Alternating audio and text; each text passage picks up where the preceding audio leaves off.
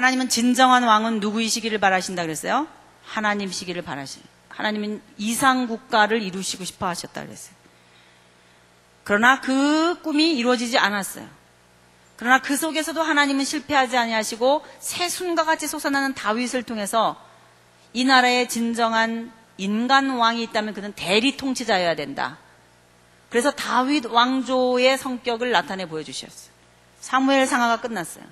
그리고 열왕기상에 들어가서 솔로몬 때부터 흐르는 왕정의 역사를 연결시켜 보라고요. 이렇게 세 덩어리를.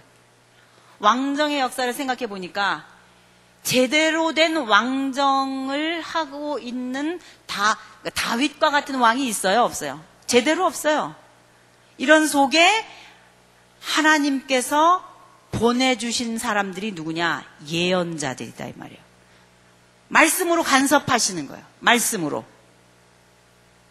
본래는 모세오경 또는 여호수아의 글 이런 것들을 읽으면서 하나님의 나라가 성숙하게 나아가면 되거든요.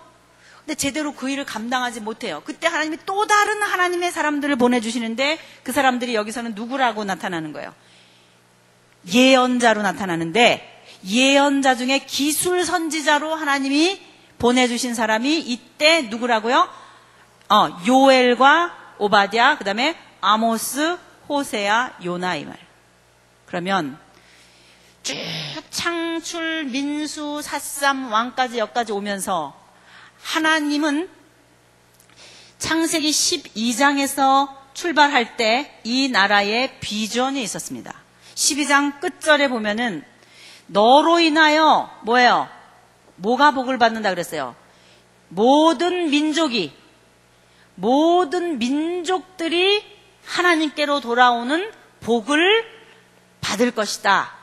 즉 창세기 12장의 이스라엘 백성의 존재 의의가 뭐냐? 열방이 복을 받는 거예요. 그럼 보세요. 이 꿈을 갖고 출발한 이 나라가 지금 이렇게 창출, 민수, 삿삼, 왕 여기까지 오는 동안에 이거 제대로 한 것 같아요? 못한 것 같아요? 자기 하나 추스리기도 힘들죠? 자기 하나 하나님의 말씀 깨닫고 하나님이 누군지 배워가기도 벅찰 뿐만 아니라 제대로 못 배우고 이방의 우상을 섬기고 살아가고 있어요. 근데 이런 상황 속에서 하나님이 원하시는 것이 뭐냐? 결국은 누구 같은 사람이 나오기를 바라는 거예요. 그래도 감을 못 잡으시는 거예요, 여러분이. 창세기 12장에 이 민족의 존재 의의가 자기 나라에게 있어요? 열방에게 있어요? 열방에게 있어요. 여러분 자녀 가운데 피아노나 바이올린, 첼로 이렇게 전공하고 싶어서 하는 애들이 있죠. 또 그렇지 않더라도 일단 중학교, 국민학교 뭐 이런 때, 초등학교 이런 때 다 뭐 해요? 애들 레슨 이렇게 여러분 해주죠? 다 그런 거 기본으로 하잖아요. 그러면 아이가 학교 갔다 왔어요. 갔다 오자마자 시간이 예를 들어서 1시간밖에 없대 봐요. 근데 1시간 있다가 레슨 가야 돼요. 그럼 얘가 학교 갔다 오자마자 자기 방으로 들어가는 순간 엄마 마음에는 무슨 소리가 들려 나오기를 기다려요. 연습하는 소리. 이제나 저제나. 피아노를 하는 애라면은 피아노 뚱땅거리는 소리. 요즘 연습하고 있는 곡을 알잖아요. 엄마가 하도 그냥 연습하니까 들어서. 첼로면 첼로, 바이올린 바이올린. 연습하는 그 소리가 나오기를 기다려요. 얼마 동안 기다려요? 레슨 가기 전까지. 이거 연습하고 가야지. 레슨 가는데 연습도 안 하고 가면 안 되잖아요. 그럼 엄마의 심정이 얘가 바깥으로 나오지 않고 그 안에서 바이올린 연습하는 소리 계속 나오기 기다리는데 그 소리가 안 나오면 안타까워요? 안 안타까워요? 안타깝죠? 30분, 40분 막 지나가도 안 나타나면 소리가 안 나면 나중엔 속에서 뭐가 올라와요? 뿔따구가 올라오는 거잖아요. 도대체 뭐야? 뭐 하고 있어 지금? 그래도 얘가 연습할까? 이제나 저제나 할 때까지는 좀 참았는데 어느 때 지나가면 어떻게 해요? 화가 나잖아요. 무슨 소리를 기다려요? 연습하는 소리를 기다리는 거예요. 하나님이 창세기 12장에서 하나님의 백성들을 택하셔서 하나님의 나라를 세우셨어요. 점점 역사가 흘러내려가면서 하나님이 이 백성이 결국은 해야 하는 일이 뭐였어요? 열방을 향해서 복음을 어떻게 하는 거예요? 선포하는 거예요. 안에서 백성들이 복음을 깨닫고 하나님의 백성답게 유토피아를 이루면서 사랑으로 살며 하나님의 법도대로 살아가면서 그렇게 아름다운 공동체를 이루는 거는 기본이고, 그거는 기본이고, 하나님을 섬기고 하나님을 사랑하면서 행복해하면서 사는 건 기본이고, 그다음에 왜 그렇게 행복해? 그러면 내가 이래서 행복하지. 그러면서 그 자기에게 그 행복한 이유를, 우리의 소망의 이유를 묻는 자들에게 그것을 말해주기 위해서 그 다음 단계로 나가야 되는데, 안에서 이것도 안 하고 열방을 향하여 나가지도 않고 흘러내려오기를 어디까지 온 거예요 지금? 여기까지 온 거예요. 그러니까 급하다 못해 하나님이 내수용으로 우선 쓰고, 그 다음에 외수용으로 누구를 부르신 거예요? 요나야, 가라. 어디로? 열방으로. 이게 뭐예요? 하도 바이올린 소리가 안 나니까 누구라도 부르신 거예요. 요나야, 네 백성의 존재의의가 이런 거였어.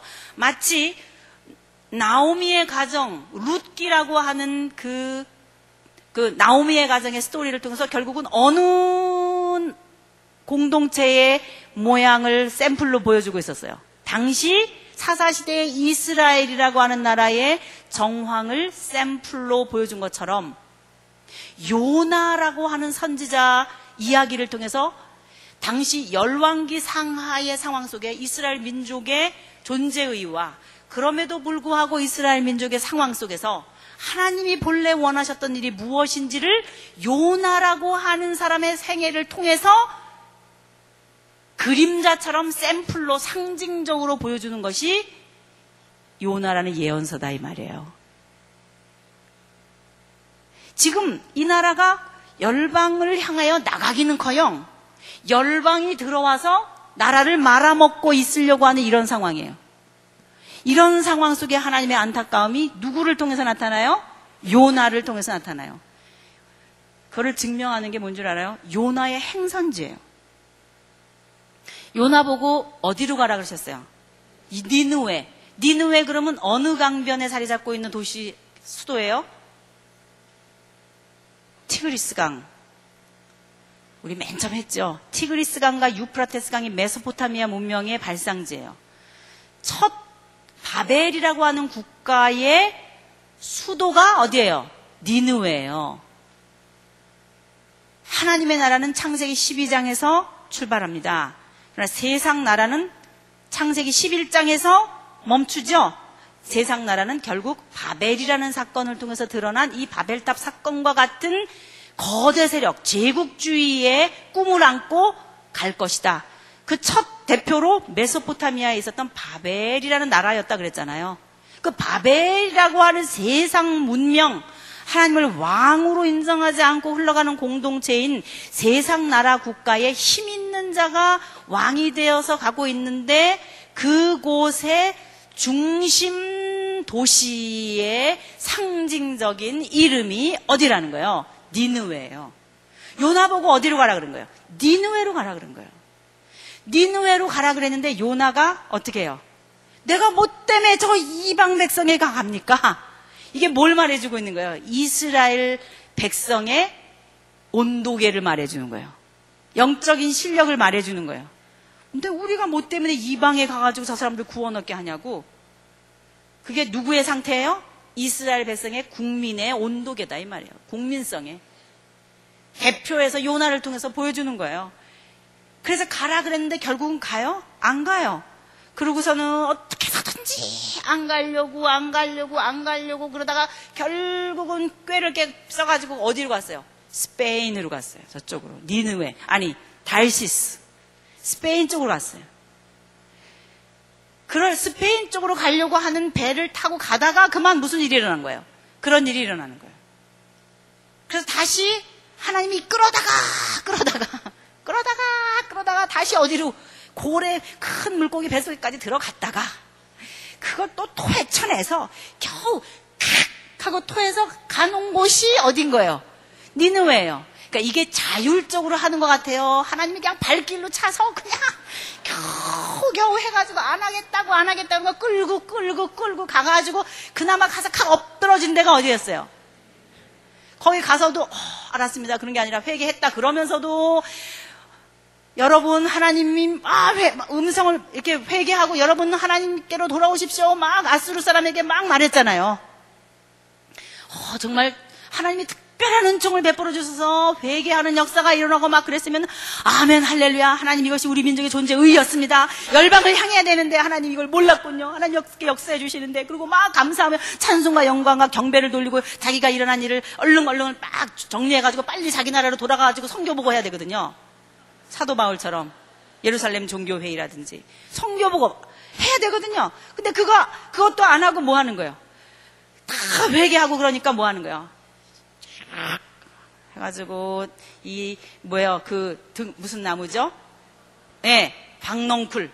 그 박농쿨 해가지고 화가 나가지고 이 민족이 이게 멸망해야 되는데 우리를 괴롭히는 족속들인데 이 회개를 하다니. 그래서 이 올바르지 못한 민족의 정체성을 가지고 있는 히브리 민족을 예로 보여주고 있는 사람이 누구인 거예요? 요나인 거예요.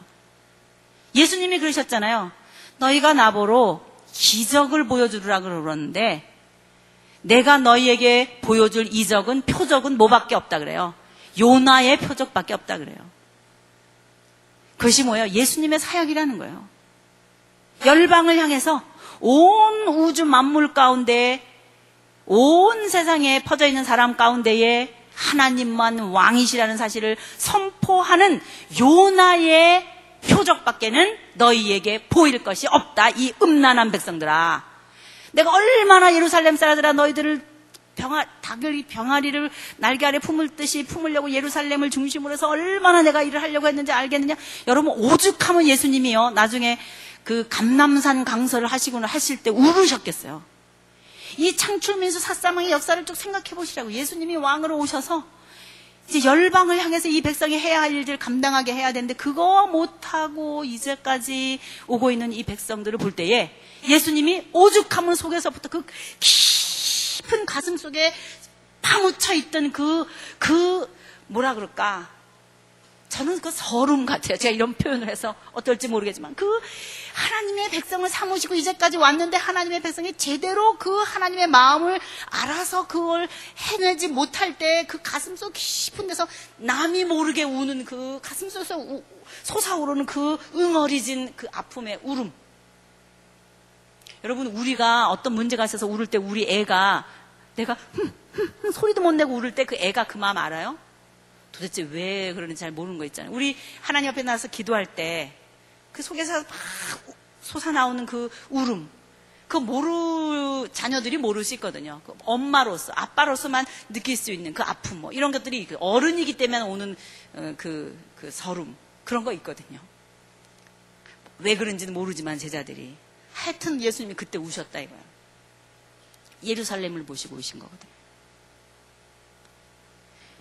열왕기 상하에서 하나님 혼자 바이올린 소리를 듣고 싶으셔가지고 이 백성의 존재 의의를 생각하며 요나 너라도 가라. 그런 게 뭐예요? 요나서다 이 말이에요. 어느 때예요? 여로보암 2세 때에. 자, 아모스, 호세아, 요나 이 세 예언서 집어넣은 거 기억하시겠죠? 자, 그럼 몇 권 들어갔어요? 5권 들어갔어요. 그럼 이제 뭐 남았어요? 7권 남았죠. 7권은 어디에 계셨다가 우르르 나오겠어요? 어디? 꼬리.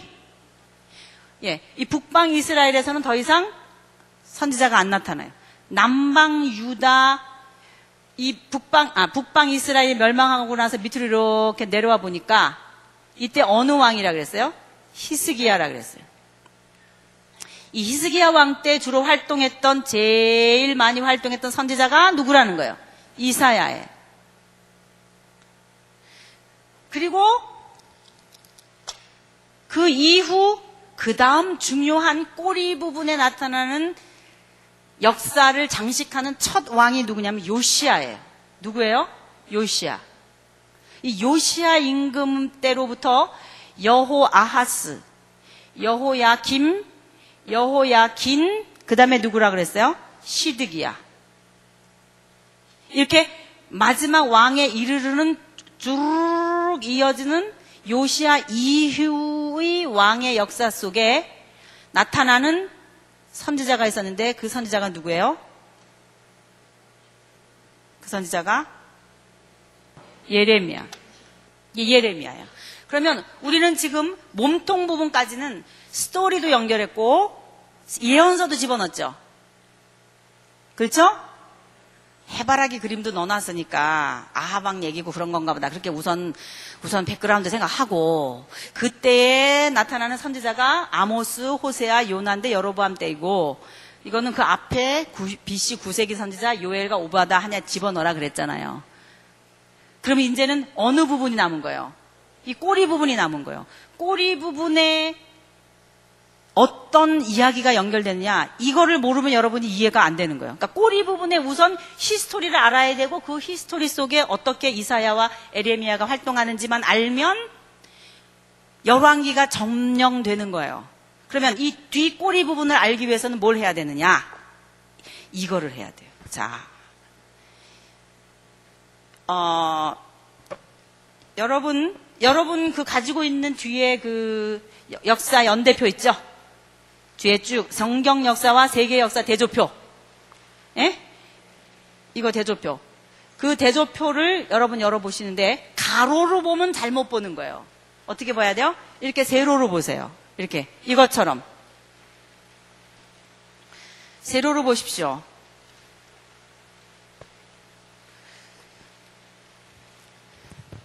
이때가 언제냐? 자, 열왕기 꼬리 부분에 지금 북방 이스라엘을 멸망하고 밑에를 내려다 보니까 어느 왕 때라고요? 히스기야 왕 때예요. 히스기야 왕 때. 그럼 여러분이 이 도표 속에서 히스기야 왕 때가 어딘지 좀 보세요. 자, 이제 여기 도표를 보시면 맨 앞은 히브리인의 역사 쭉 흘러내리죠? 그 다음에는 초록색이 어디예요? 에집트. 그 다음에가 아수르 이렇게 쭉쭉쭉쭉 흘러내려가죠.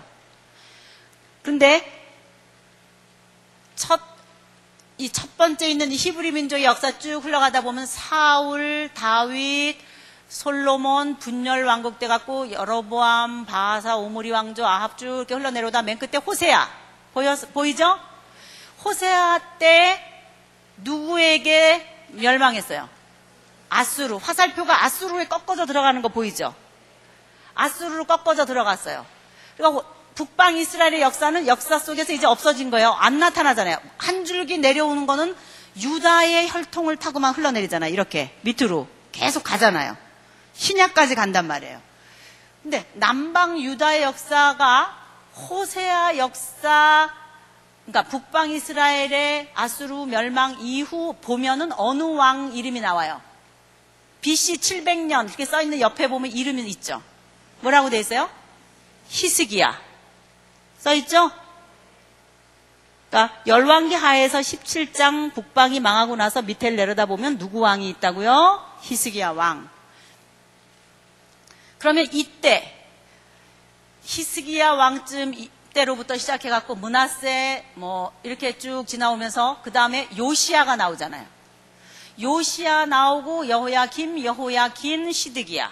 그리고 나라가 멸망하죠? 예루살렘 멸망. 그러니까 북방 이스라엘이 멸망하고 130년 동안 남방 유다가 더 가는 거예요. 130년 동안. 그러면 북방 이스라엘이 멸망하고 남방 유다가 멸망하는 이 즈음에 세계적인 이상한 기류가 형성된다 이 말이에요. 이때에.